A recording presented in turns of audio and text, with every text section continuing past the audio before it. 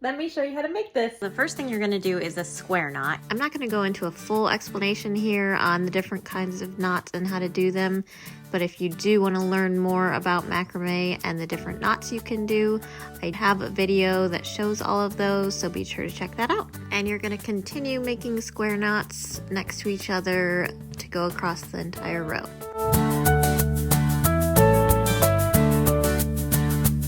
Next, you're going to skip your first 2 cords and go to your next 4 and do the same thing. So this project is going to be mainly comprised of square knots. So the sooner you master the square knot, the easier this project will be. Next, you're just going to be working with your first 4 cords, and we're going to work our way down. We're going to make 8 square knots in a row.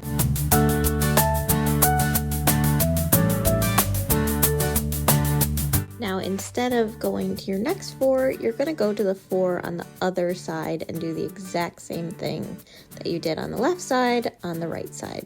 Next, you're going to be working with the 4 that are after your column that's on the left. You're only going to go up as far as the bottom of your column that you did on the left.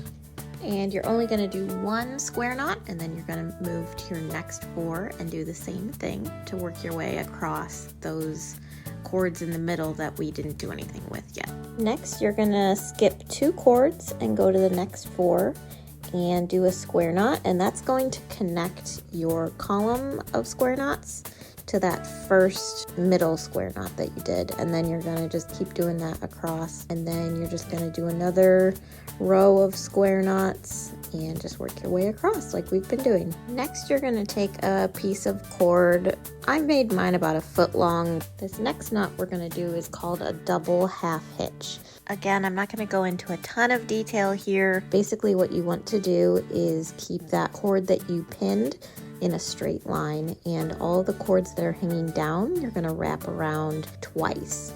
So for each cord, you're going to take it, bring it around, bring it through, pull it tight, bring it around, bring it through, pull tight, and move on to your next one.